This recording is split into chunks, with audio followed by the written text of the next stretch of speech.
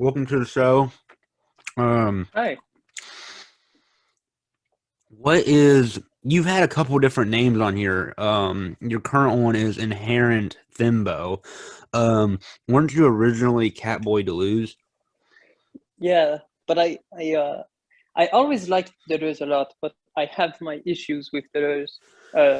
One of which is that he does not want to think non-being, and well, so that's one of my issues with him. And I kept growing into like more serious issues to the point where I was like, this would be kind of dishonest if people, they run into my account and they're like, oh, like this reflects in any way, you know, what Deleuze can think because I have so many divergences with him. Yeah, that's kind of the problem with if you pick like one kind of philosopher with your name, and it's like, you want to branch out. You don't want to just be looked at as just a Deleuze account. You know what I mean? Like, Yeah, and when then it was Deleuzian, which which is like fine because it's not like Cat by Deleuze, which was the first one which got suspended. Then it was just Deleuzian Zembo, which actually, you can say Deleuzian and stretch that pretty fucking far.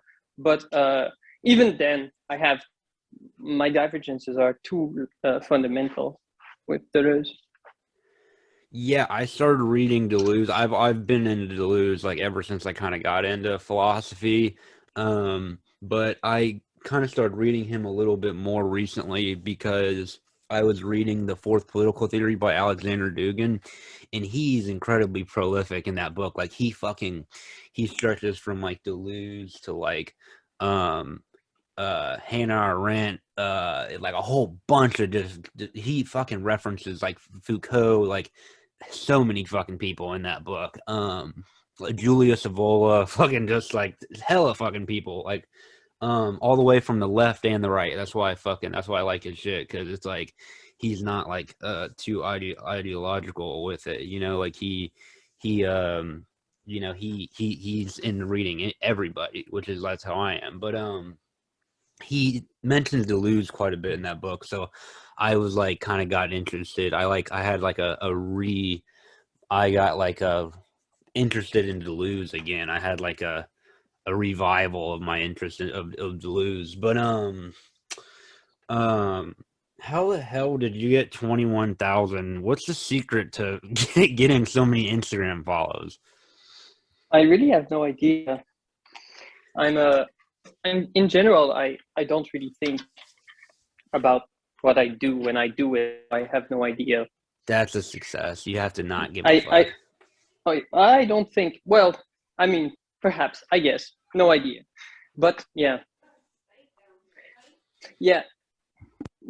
When you think about it, the if you, Deleuze, his his thing, when you read the criticisms that a lot of people have of Deleuze, it's a I think the main one is Badiou, who's like pretty serious about his criticism, and who says basically, well, Deleuze is not actually a thinker of being. He claims to be a thinker of being, but no, he's actually a thinker of the one. He says that Badiou, um, and that made me kind of wonder what would be wrong with that if it were true. And basically, the issue is, do you equate the one with being or not? If you don't, then you are doing like a true henology, which is like not what Parmenides was doing, which is what Plato was doing. And Badiou, he hates that for some reason, but I believe that uh, really it's the one part of philosophy that has been really neglected in modern philosophy, at least. I mean, there's Schurman who did some, but henology, I don't know why it's in such discredit. I think it's time to return to that because it's essentially a non-binary form of thinking. Anyway, sorry about the parenthesis. Um, no, it's fine. But yeah, well, Okay, I have a whole bunch I could say on that, but I've also was looking at my notes here a little bit too. Yeah, okay, I did just want to ask you too, like um you and I just had on, it's so funny because I just had on Schizotopia and Mm, my last episode. And remember, we were in a group chat, the three of us, and we were gonna all do an episode together, but he ended up bailing because he's been wanting to take a break or some shit, of course. But that would have been great because hmm. you two have been I think the only two people so far that got hit with the fucking Joshua Citarella cease and desist letter, correct? Yes, cease and desist letter. Yeah. Is that's what it is, right?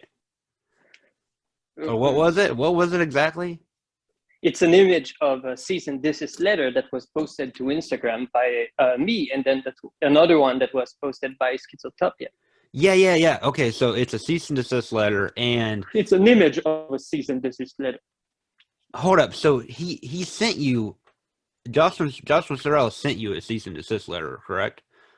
I never said anything about that. I just posted an image because it's a meme page. Oh, so I'm under the impression, and I think a whole bunch of other people too. Like, like I have my friend. He's also the producer of the show. Like, and we both we came to each other and we were talking about it. So I think like a lot of people are under the impression like, so are you saying it's not real or? Oh, let's put it like this. If you posted a cease and desist letter of me sending it to you, everyone would immediately say, that's not real. It's not true. That's not possible. But if I posted one of Joshua Citarella, everyone would say, it's true. And that makes it true in itself. Because that means everyone instantly assumes or realizes that this says something true about the person. So the true value of it is really, is it immediately recognized as true or not? Okay, damn. Okay. Shit. Because I Okay. never said that he sent. I'm not saying he didn't send it. I'm not saying he Okay, sent okay, it. okay. So you're saying you're just being safe, like at a legal standpoint. You're trying to be like, look, I'm not saying it's real or not. You're hinting. You're I'm kind of like wink, wink, right? I'm not saying whether it's real or not. I'm I feel saying you. I'm just saying if people believe that it's true, that makes it true because they would only believe that it is true if it I fits get with the the character. ontological fucking whole philosophical thing of it, but like, I thought we would discuss it. Like, I'm now seeing that you're kind of being philosophical about it and shit. But I'm like, I was interested in like learning more about it. Okay, so first of all, I also want to ask, have you been invited on other podcasts in general, or like to talk about this at all? Not about this. I didn't think we were going to talk about that, but it's fine. Um, Well, yeah, but I would like to talk about that. And you were like, at first you were like, remember, you were like, no, I'm giving that motherfucker too much clout or whatever. And I was like, yeah, I get it. And then you were like, no, but I'll do it if we reference it in the form of the vibe shift. We talk about the vibe shift, yeah, right? yeah. Oh, yes. That's yes. Yeah, and That then was. we were I like, remember that was the deal. yeah. And then I was like, okay, cool. Just we can talk about however you want. I just think this is interesting because listen, one of my first episodes ever was with Joshua Citarella. We used to be Oh, good friends, actually. what Yeah, I happened? wanted to Did talk you about get? all this, man. Did you get a letter from his lawyer? I'm surprised. Like, okay, so this is what I wanted to talk about was like, oh, it's funny too because like me and his girlfriend, I don't know if they're still dating. Well, I guess they broke up because me and his girlfriend were talking for a little bit. That's also some more drama. But we're not even gonna get into that because she's gonna get mad at me if I bring that up. But anyway, not saying any names, but so we used to be friends, and then out of nowhere he unfollowed me and just cut me off as a friend and just quit talking to me out of nowhere. And I was like, what the fuck? You know? So I was like, okay, fuck this guy. And then, he's also like a lib. I think he's like a libtard anyway. So I was like, fucking whatever, like we used to be cool, but whatever. And then, like a month go by, his girlfriend follows me on Instagram out of nowhere. And I recognize it's his girlfriend. And I'm like, oh shit, like, so me and her start talking. And then I was like, yeah, fuck this guy. And then so I was like, but I think my Instagram page is too small to get a cease and desist. Like, you know what I mean? Like, I was thinking, like, Yeah. like he doesn't give a fuck about me. Like, you have a pretty good, sizable Instagram page. So he really does look at it as like, oh, well, shit. If someone this big is talking shit and on me and you're like, it's like, oh, you're fucking up my money on my Patreon because of my reading list or whatever, which is so Yeah, the horseshit and reading list bullshit. It is was so so, abysmally bad. I know, like, it was It's so so terrible. goofy, the whole It's argument. the Red Scare Girls and like what? It's the Red Scare Girls and like a movie and What? extracts from capitalist realism. Oh my God. I didn't even know what the fuck the reading list was. Yeah. That's why I wanted to talk about all this, like, because me personally, I don't know much about it in general. So that's why I wanted to talk to you and learn more about it. And also, my Yeah, audience knows about it generally, and they're very interested. I just think it's preying upon people. It's a really, but I feel like it's deeply like enmeshed in American culture. The snake oil salesman. Hell yeah. Uh, Oh yeah. and I don't want to criticize that because I think it's so constitutive of American culture. Just the Oh yeah. guys go. It's like the guy selling Bibles in the 19th century. Yeah. Like so maybe it's like a super American thing, and I'm viewing this the right way. But the way it was coming across to me was like this guy he's showing up and he's selling something that's free, to to Yes. to people who like, but they're not actually paying for that stuff. They are paying for access, basically, right? Yeah, Like and kind of like they the are paying for the curation feeling of of it. community. Yeah, What? exactly. Like also the curation of it. Like all this information is out there, but he's like making it to where like, oh, what you're paying for is me being able to nicely curate it for you and present it in a nice little package for you, right? Like a little like college course or whatever. Not like a college course, but like a little study packet or whatever. Because like Yeah, there was an awkward part of the episode that we did together where I was talking about this, and I was like, because I thought he was doing like college courses on his Patreon or whatever, and I was like, are you doing like college courses? I was like, that's really cool that you're like making like college courses free. He's like, no, it's not that. It's like a study packet or whatever. And I was like, holy, I was almost thinking, 'cause I don't know much about college. I've never been to college, but I almost thought, shit, he was like a professor and you could like get credits or some shit. He was like, no, it's just like a reading list and like a little study packet that you can do over the summer. And I was like, what? Like, that's kind of gay or whatever. I was like, that's kind of stupid. That's kind of retarded. But I didn't explicitly say that, but it was kind of like this little awkward moment on the podcast where he like told me what it was. This was like maybe like a year ago, or maybe almost. I don't know if it was 2 years ago, but it was definitely about like a year ago. But yeah, okay. So no, but that's also a really interesting point. What you're saying too is like how the snake oil salesman is like so built into like the American psyche of American capitalism and like the and culture of maybe it's America. fine. Yeah, maybe it's fine.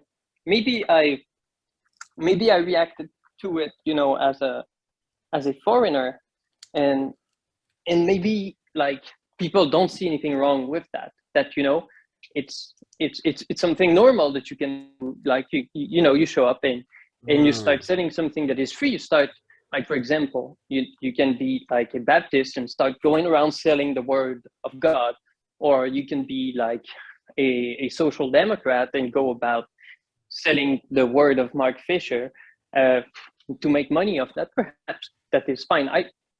There's no value judgment. Right, right, right, right.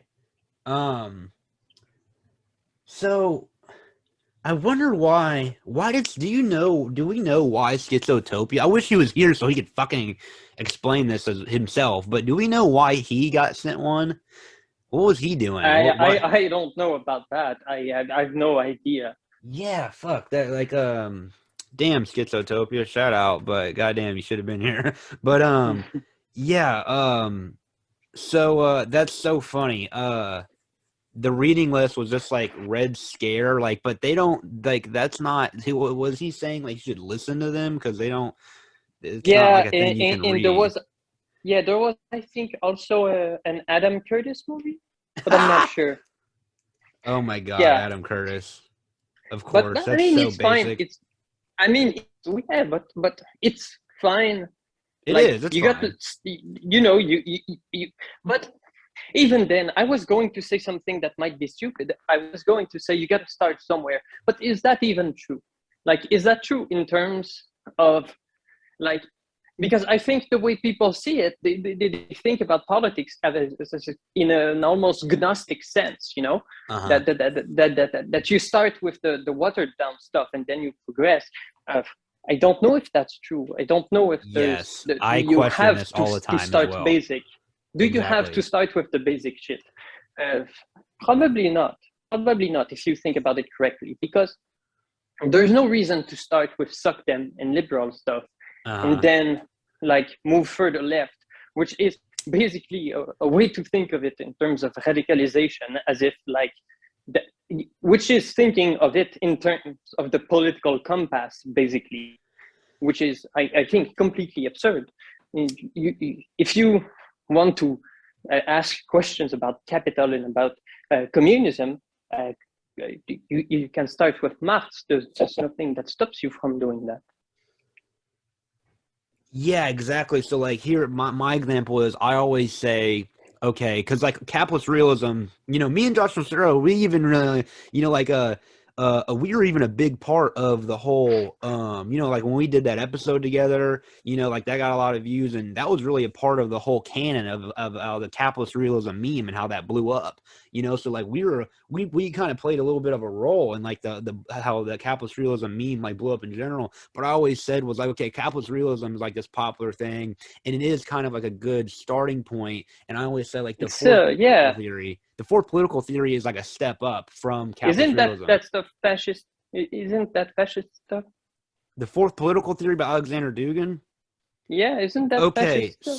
so if you look at Wikipedia, which is a horrible libtarded bullshit, they will try to call Alexander Dugin fascist, but he's not. He actually, if you read the fucking book, which no one fucking does, you actually like, especially not the people who wrote Alexander Dugin's Wikipedia page. He actually explicitly says that he is against fascism. He's like, I'm against fascism, I'm against communism, because those are both ways. This is almost a word by word quote. He says, I'm against fascism and I'm against communism because those are both ways of attacking liberalism from the past. I want to attack liberalism from the future. So that's what the fourth political theory is the first political theory is liberalism, which is the oldest and most prevalent today because that's what we still have today, and it won. And the second one is communism. Third is fascism, right? And communism and fascism both failed against liberalism, and he wants to come up with the fourth political theory, which can finally beat liberalism, which is the first political theory, right? So that's my thing. Yeah, And it's like, that's what capitalist realism is about. Capitalist realism is a critique of liberalism, or in other words, neoliberalism. Those are kind of interchangeable, liberalism and neoliberalism. You know what I mean? I don't know if that's true, but Okay, let's well, assume it is. liberalism has a number. Liberalism in general can have like multiple meanings, but like a lot of the times, like okay, so when Alexander Dugin says liberalism, he means neoliberalism, really. Yeah, I But don't it know like so that's the what thing we're with these talking about. words. It's complicated because they don't have solid definitions. That's the thing with structuralism and Yeah, a good way post-structuralism and shit like that. to think about neoliberalism is to think about it as a displacement of the economic sphere. It's that liberalism, it's really about setting apart a theoretical field that can be identified as the field of economics, and neoliberalism is about basically dissolving that field in the entirety of human existence and view the human presence on Earth as an economic question, which is then the world of biopolitics, etc. Yeah. Okay, so you have read Capitalist Realism, correct? While ago, a while ago. Yeah. Of course. Okay, yeah. Same. But yeah, but like even Mark Fisher in that book, like there's a few parts where he'll like say liberalism when he's talking about neoliberalism, because it's like it's kind of complicated. I try to explain this to my followers quite a bit because I use these terms a lot, and the thing is they are kind of interchangeable. And like Alexander Dugin and Mark Fisher, and me myself, we kind of use them interchangeably. And it's like sometimes I'll just say liberalism because it's just like neoliberalism. Okay, so like what Mark Fisher is really good at encapsulating in his writing is how neoliberalism is so encompassing that it goes across every fucking thing in life, even our culture and Yes, our psyche and our mental because health. you must understand neoliberalism this way, in the sense that neoliberalism is a theory of state intervention that does not want to intervene on the economy in order to intervene on the economy. That is to say, the basic tenet of neoliberalism is that you cannot intervene on the economy, and that if you want to intervene on the economy, you must intervene on everything that is not the economy.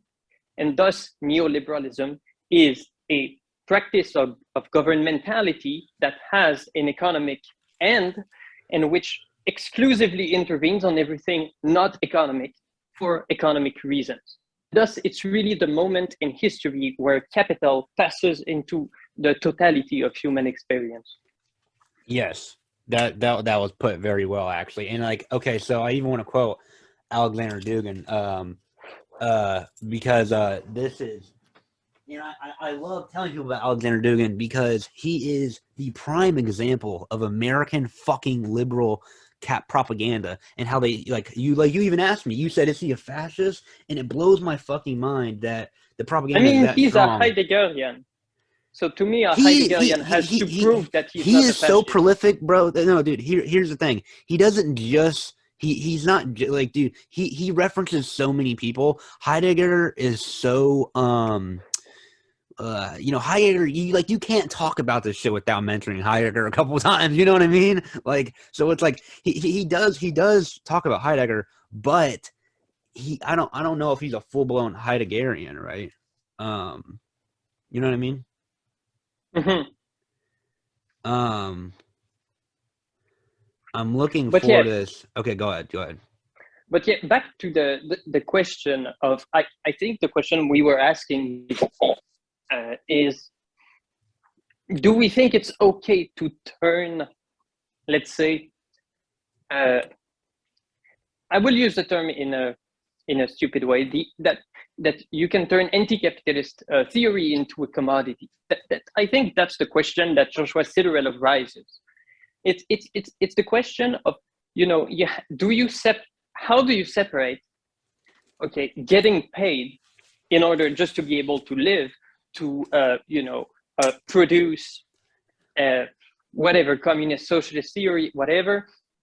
How do you separate that from really commodifying anti-capitalism, from peddling anti-capitalism as a merchandise? And I think that Joshua Citarella is basically was at first situated at a threshold of indeterminacy between these two spheres, and that now he's really passed into the commodity sphere. But that this allows not a reflection on Joshua Citarella, but a reflection, I guess, on theory and anti-capitalism in the time of their commodification. Like, how do you think outside of capitalism, when anti-capitalism has become a commodity, and which is a movement of which Joshua Citarella is a prime example? Yes. Okay. So like this is like saying whenever they try to sell us back our own dissent. So it's like, how can you, like, it's like Che Guevara t-shirts. You know what I mean? Yes, Exactly, you've got to find a exactly. way to separate that from like people who have to earn a living in order to like enter into a state of struggle against capital. But and there has to be a way to let's say to distinguish between the merchant of anti-capitalism, and the anti-capitalist, I guess. Because I think the main commodity of late capitalism is anti-capitalism. Yeah. Okay, that's what's funny though, is that's the thing, is this, like, Joshua Citarella is like this rich white dude in New York, like, artist. All artists are rich kids, because he's originally an artist. Um, it's so crazy All that me and this guy used to be friends, and it's so funny to look at, like, the trajectory of where we both have grown politically and philosophically, and even like our our own little personal brands, and how they've diverged. It's so interesting. But anyway, and it's so crazy too to talk about this history too, because like a lot of like my new listeners, my OG ones, they know, but like that's not there's honestly not a lot of those, but a lot of my news listeners, like, they'll have no idea that Joshua Citarella was my first podcast guest on my show here. Um, but so I think yeah. So I think like one of the tasks of thought right now is basically to be able to distinguish between like anti-capitalism and the commodity of anti-capitalism, which is basically the task of distinguishing between the philosopher and the sophist in the end. yes, So this isn't really about Joe Citarella. It's, I mean, he raises a question, and we should be thankful uh, for that. Like he allows to ask a question, which is really the question of, can you distinguish between anti-capitalism as a commodity and, let's say, whatever that means, actual anti-capitalism? right. Because it's like this idea of like there's this quote by uh Boots Riley, that I always liked, because he has this book. This book. He has this movie. Sorry to bother you. Are you familiar with this? Nope. Okay. Anyway, you should watch it. It's pretty good. Anyway, sorry to bother you. It's just like it's this fucking movie, and it's like one of the movies of like anti-capitalism. You know what I mean? It's like a movie about fucking capitalism. Anyway, it's pretty good. I used to be obsessed with it. I really loved it. I really loved Boots Riley.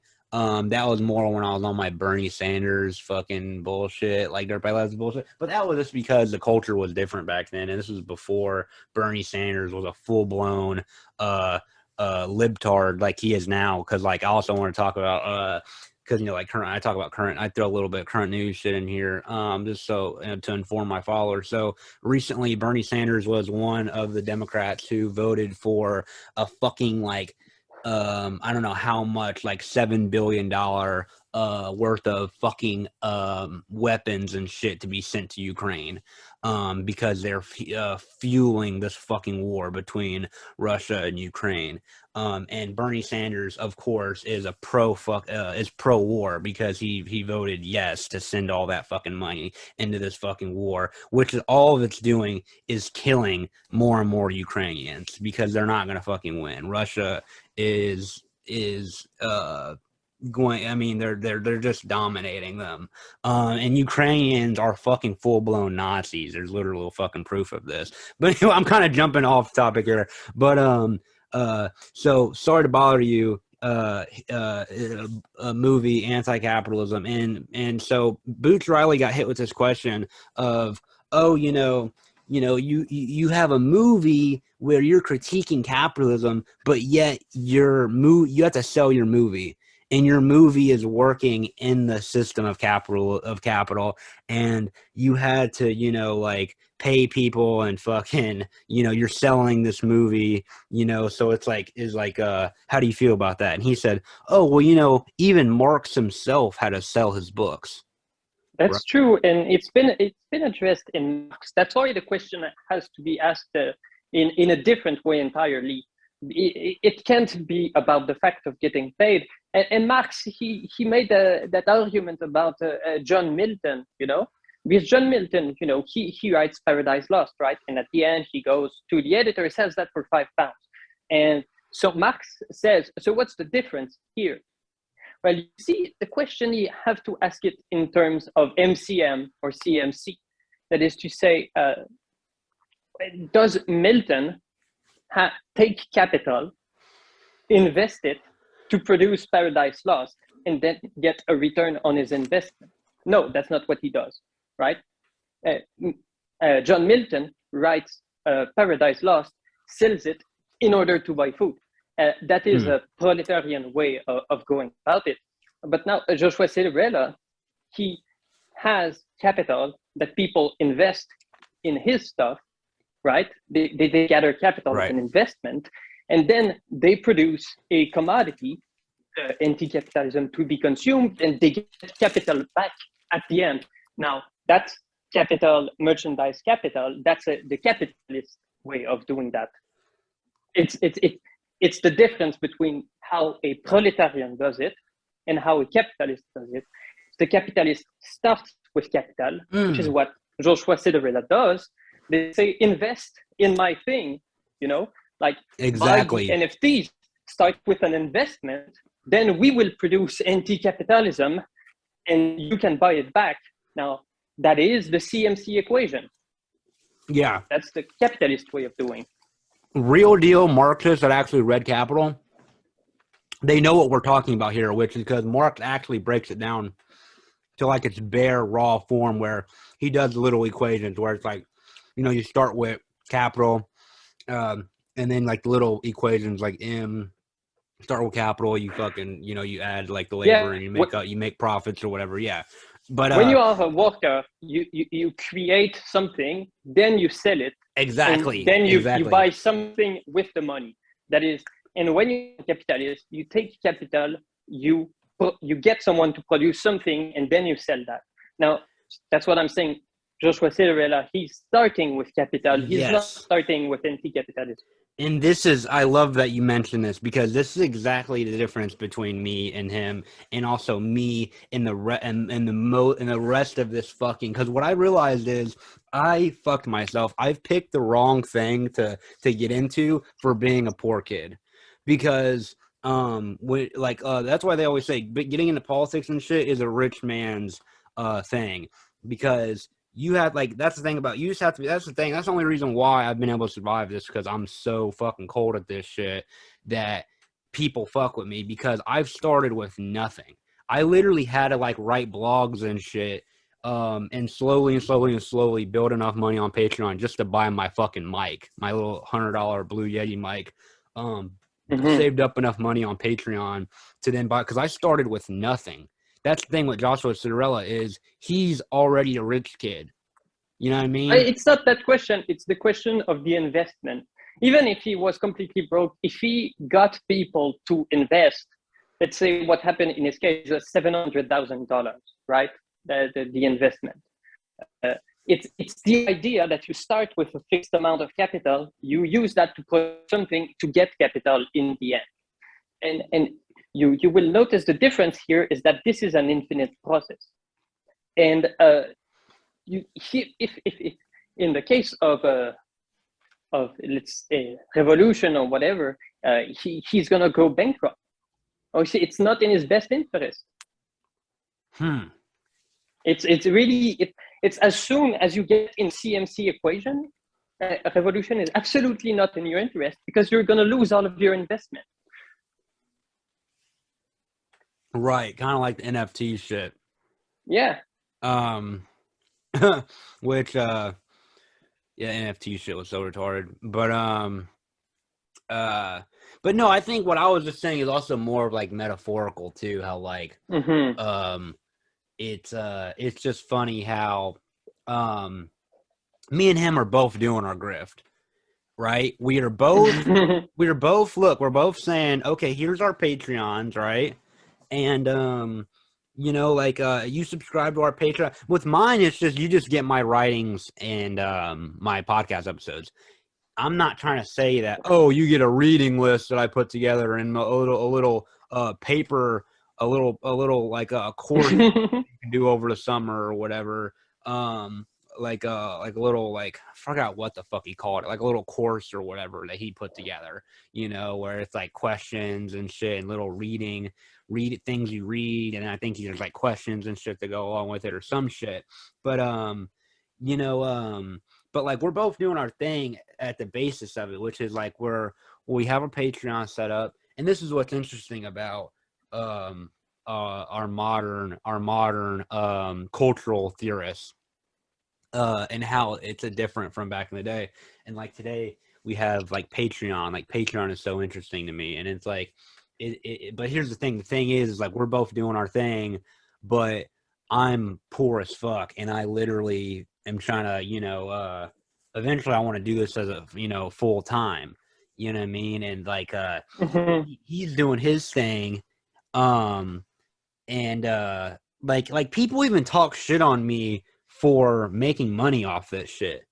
You know what I mean? And like it's so weird because when Joshua Citarella does it, it's fine, even though he doesn't need it nearly as he doesn't need it, like, not in even the same fucking universe as the way I need it. You know what I mean? Like I need it. It can be fucking life. You know what I mean? Like the way, like literally, like having electricity. You know what I mean? Like having a place to fucking live. You know what I mean? Like I Yeah. like my Patreon money goes to my rent. You know what I mean? Joshua Citarella, he does his whole thing, and it's not nearly like a life or death situation like mine is. But I don't know. I guess, but like the thing is like it's just weird how people talk shit on me, Mm-hmm. using my platform to make money. I don't get it. Yeah, I think again, it's really a question of MCM or CMC equation. Uh, but again, Joshua Citarella, I mean, the individual is of no concern to me. It's more about the question that he allows us to ask, really, because it's such. I think it's a crucial question today. I mean, it's it's it's when you are in a stage of capitalism, as we said earlier, neoliberalism. It's the moment when the economy passes into everything that is non-economy, right? Right. That's the neoliberal moment. Now Joshua Citarella, he's standing right in that moment, in a moment where it becomes kind of impossible to tell between a commodity and anti-capitalism. That is to say, everything that is marketed to you is marketed to you almost exclusively as non-capitalistic. That's like the hipster coffee shop, etc. It's stuff that what? Oh no, I was like laughing because like I just thought that was like I was just saying like yeah like that's I was just saying like oh shit like that's real shit like because when you mentioned the Yeah, hipster coffee shop. it's how is it marketed? It's marketed as authentic, as Exactly. non-capitalistic. It's like you Exactly. wash your own dishes. And what I mean is we are in now a situation where let's say the main marketing argument of capital is that it is not capitalistic. And at that moment, how do you think struggle uh, when it has become itself a commodity? Exactly. Like, Yeah, no. so that's the question that Joshua Citarella allows us to ask. And I think it's he really like is a great occasion to reflect on that, because you need a conceptual character in order to raise a question. You almost always need some kind of figure to ask a question. It's like the question of nihilism for Nietzsche.